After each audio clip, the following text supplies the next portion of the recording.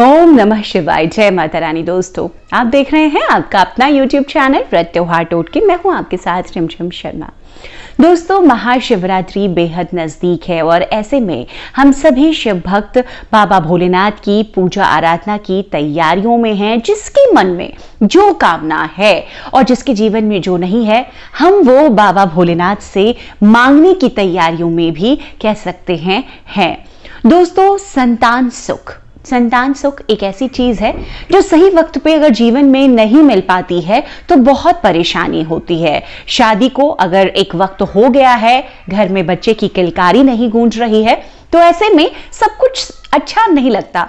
तो दोस्तों, इस वीडियो में आज मैं आपको बताने जा रही हूं कि इस महाशिवरात्रि पर भी आप संतान प्राप्ति की इच्छा से अगर कुछ उपाय करना चाहते हैं, भगवान भोलेनाथ को प्रसन्न करना चाहते हैं, तो जरूर करें। बहुत ही अचूक होते हैं महाशिवरात्रि के दिन किए जाने वाले ये उपाय। इससे पहले मैंने आपके साथ कई उपाय, शादी के उपाय, भगवान को क्या प्रिय है, भगवान को क्या भूलकर भी नहीं अर्पित करना चाहिए, ये तमाम चीजें आपके साथ शेयर की हुई है जो बहुत महत्वपूर्ण है।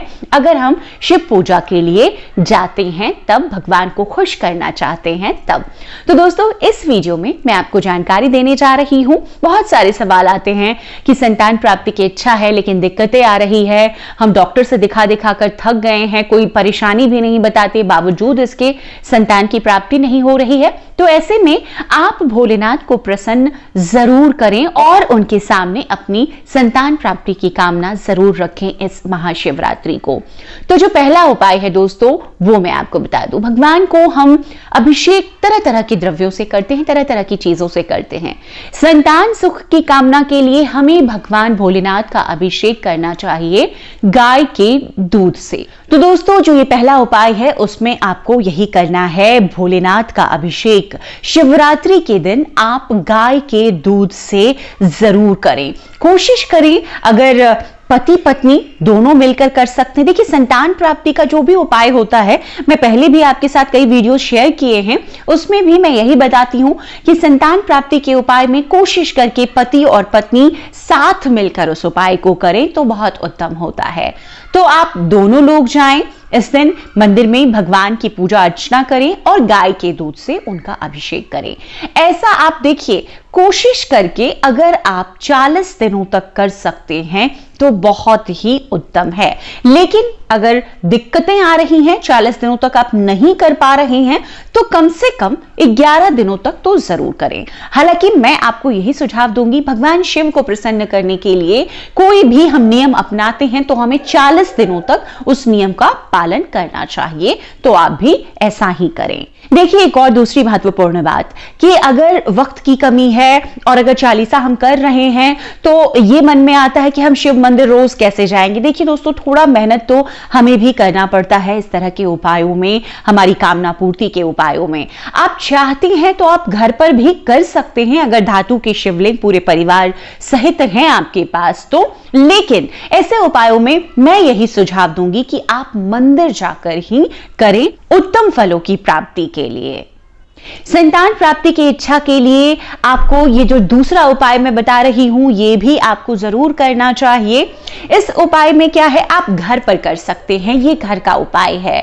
देखिए, भगवान शिवलिंग को हम मिट्टी से बनाते हैं, बालू से बनाते हैं, तरह तरह के अन्य चीजों से भी, स्फटिक के शिवलिंग की पूजा करते हैं हम, पारद शिवलिंग घर में स्थापित करते हैं, नर्मदेश्वर शिवलिंग स्थापित करते हैं।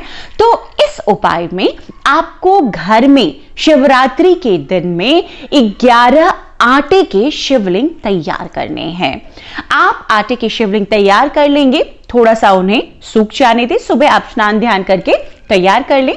सूखने के बाद जो आटा आप लेंगे, देखेंगे कि ये आटा शुद्ध हो। घर में जो आप इस्तेमाल के लिए आटा रखते हैं उससे आप ना लें तो अच्छा है, शुद्ध आटा मंगवा लें बाजार से। और 11 शिवलिंग। और एक और बात जो जरूरी है वो भी ध्यान रखेंगे आप, जैसे शिवलिंग मैंने पहले भी बताया है कि अंगूठे से ऊपर नहीं होना चाहिए। तो जो आटे का शिवलिंग भी बनाएंगे, ये नहीं कि आप बड़े बड़े बना लें, इतने ही जितने हम बनाते हैं मिट्टी के, और जितने पारद के शिवलिंग आपको मिलते हैं बाजार में, नर्मदेश्वर, एक अंगूठे से उसका हाइट कम ही होना चाहिए। तो इतना एक शिवलिंग आप एक बनाएंगे। इसी तरीके से एक एक कर 11 शिवलिंग आप आटे के तैयार कर लेंगे। उसके बाद आप शिवलिंग का विधिवत अभिषेक करेंगे। आप 11 शिवलिंग का इस दिन गाय के दूध से अगर कर सके तो बहुत अच्छा है, नहीं तो पंचामृत से भी आप कर सकते हैं। आप 11 बार इन 11 शिवलिंग का अभिषेक करेंगे।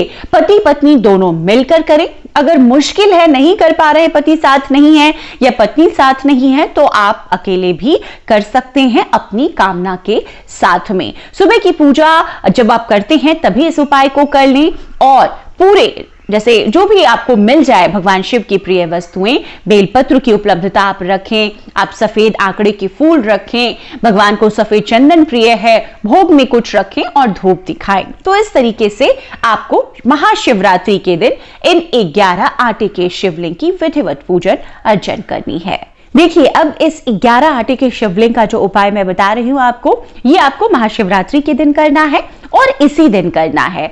जब आप अभिषेक करेंगे भगवान का, 11 बार आपको अभिषेक करना है, तो आप उनके मंत्रों का जप करते रहेंगे। ओम नमः शिवाय, इस मंत्र का आप जप जरूर करते रहें अपनी कामना मन में रखते हुए।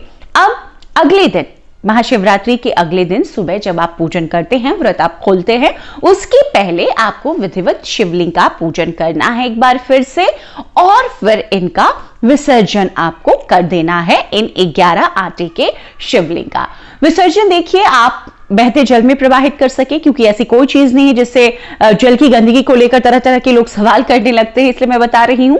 तो आप इसे बहते जल में, कहीं भी शुद्ध जल में आप इसे विसर्जित कर दें। अगर आप ऐसा नहीं कर सकते हैं तो आप घर में भी गमले में इसका विसर्जन कर सकते हैं, लेकिन ध्यान रखें विसर्जन ऐसे करें कि कभी भी गलती से, भूल से पैरों में ना आए। तो इस उपाय को करने से ऐसा माना जाता है बड़ा अचूक उपाय है, महाशिवरात्रि के दिन किया जाने वाला। आप अपनाते हैं, जरूर आपके घर भी संतान की प्राप्ति होगी भोलेनाथ की कृपा से। दोस्तों, अब संतान प्राप्ति की इच्छा से ये जो तीसरा उपाय मैं बता रही हूं, वो भी आप महाशिवरात्रि के दिन से जरूर करें। महाशिवरात्रि के दिन भगवान भोलेनाथ का प्रिय धतूरा आप उन्हें अर्पित करें। इस उपाय में कोशिश करके ये भी उपाय पति पत्नी दोनों साथ मिलकर करें, और जो धतूरा होता है, जो धतूरे का फल होता है, उसकी बात मैं कर रही हूं, ये आपको भगवान को अर्पित करना है। संतान की कामना से ऐसा माना जाता है धतूरा भगवान को अर्पित करने से आपकी वो कामना जरूर पूर्ण होती है। इस उपाय को भी आप यही कोशिश करें कि आप लगातार करते रहें 40 दिनों तक। कम से कम अगर फिर आप कम करना चाहते हैं तो 11 दिनों तक कर लें, लेकिन मैं फिर से वही कहूंगी 40 दिनों का ये उपाय भी है, आपको जरूर करना चाहिए। देखिए, 40 दिनों तक आप ये उपाय कर रहे हैं तो इसमें आपको शुद्धता से रहना चाहिए। देखिए, कोई भी उपाय हम जब करते हैं उस बीच भी हमें नियमों के पालन में रहना चाहिए, तो ये भी आप जरूर ध्यान रखें। संतान प्राप्ति के लिए धतूरा भगवान भोलेनाथ को अर्पित करना बहुत ही ज्यादा महत्व रखता है। इस उपाय को इस शिवरात्रि से आप भी जरूर शुरू कर लें। तो दोस्तों, संतान प्राप्ति की इच्छा अगर आपकी भी है तो इस महाशिवरात्रि ये जो मैंने 3 उपाय बताए हैं, इनमें से कोई भी आप एक कर सकते हैं। बहुत ही सरल, आसान है। मैंने अपनी तरफ से पूरी कोशिश की है संपूर्ण जानकारी देने की। अगर फिर भी कोई अन्य जानकारी चाहिए, कोई चीज आपको समझ में नहीं आ रही है, कमेंट बॉक्स में कमेंट कर मुझसे जरूर पूछें। वीडियो अगर पसंद आए हो दोस्तों तो जरूर आगे शेयर करें, अगर पसंद आए हो तो लाइक करें, और इसी तरह की जानकारियों के लिए चैनल के साथ बने रहें। चैनल पर नए आए हैं तो चैनल को सब्सक्राइब भी जरूर करें। ओम नमः शिवाय, जय महादेव।